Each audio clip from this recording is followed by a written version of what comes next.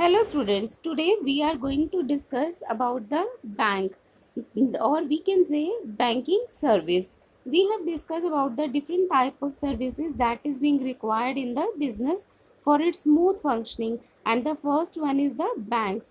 Bank occupy an important position in the modern business world. No country can make commercial and industrial progress without a well organized banking system. Bank encourage the habit of saving among the people.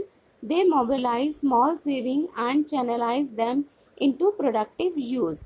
देखिए, सबसे पहले हम समझेंगे कि bank क्या होते हैं और बैंकिंग सर्विस क्या होती है। देखिए, कोई भी कंट्री है जो वो विदाउट बैंक जो है उसकी इकोनॉमी नहीं चल सकती। बैंक से क्या होता है, लोगों में हैबिट डेवलप हो जाती है सेविंग की, कि उनकी जो भी इनकम है उसका कुछ पार्ट वो क्या करते हैं, सेव करते हैं अपने फ्यूचर के लिए। कि अगर आज उनकी इनकम 10,000 है तो 10,000 में से वो 8,000 रुपीज़ खर्च करके 2,000 को क्या कर रहे हैं, सेव कर रहे हैं। और उस सेविंग को वो कहाँ जमा कराते हैं, बैंक में जमा कराते हैं। और बैंक क्या करता है, उन पैसों से फिर आगे लोगों को और सर्विसेज प्रोवाइड कराता है in the form of loans. Okay, so this is the first service, business service, that is banking service.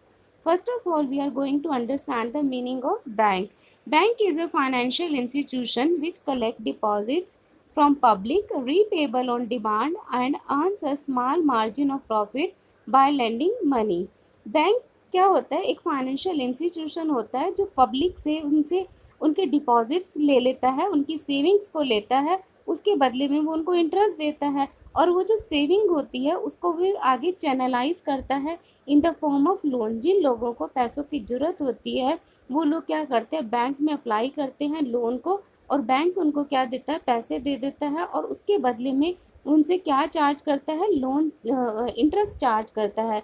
कोई लोग होम लोन ले लेते हैं, कोई कार लोन ले लेता है।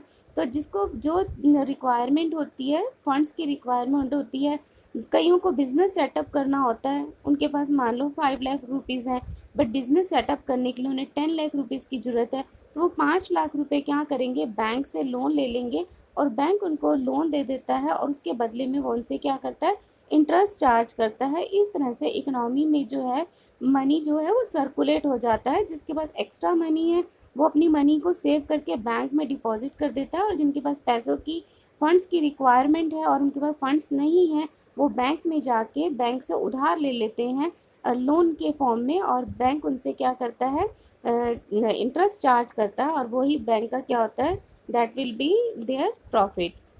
Now we have to discuss functions of commercial bank.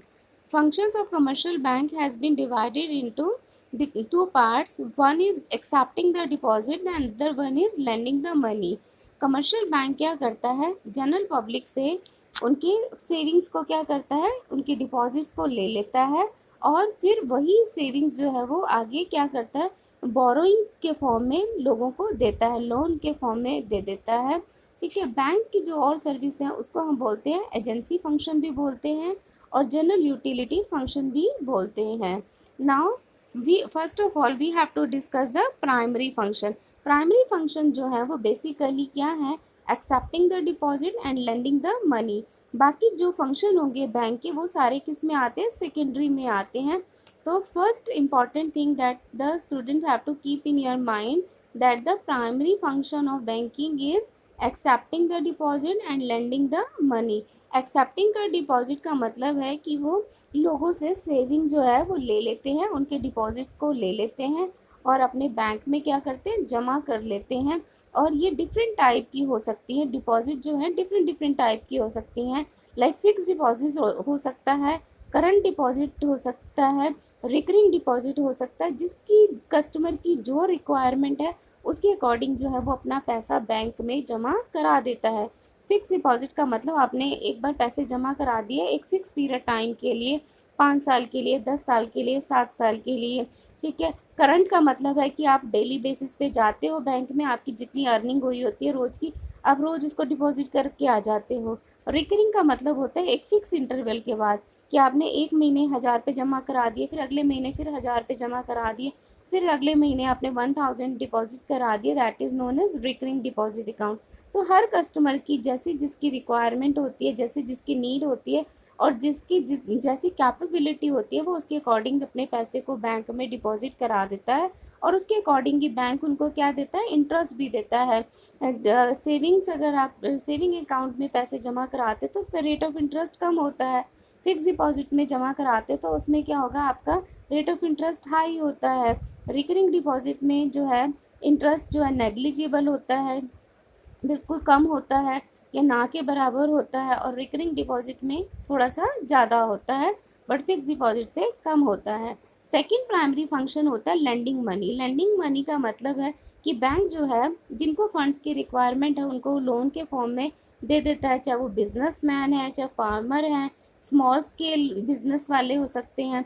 किस फॉर्म में देता है बैंक उनको उधार पैसा, टर्म लोन्स के फॉर्म में दे सकता है, बैंक ओवरड्राफ्ट के फॉर्म में दे सकता है, कैश क्रेडिट के फॉर्म में दे सकता है, या फिर discounting of bill of exchange के फॉर्म में दे सकता है। These are the different modes through which the bank lend the money to different businessmen, farmers and other people. So these two are the primary function of banking. Thank you.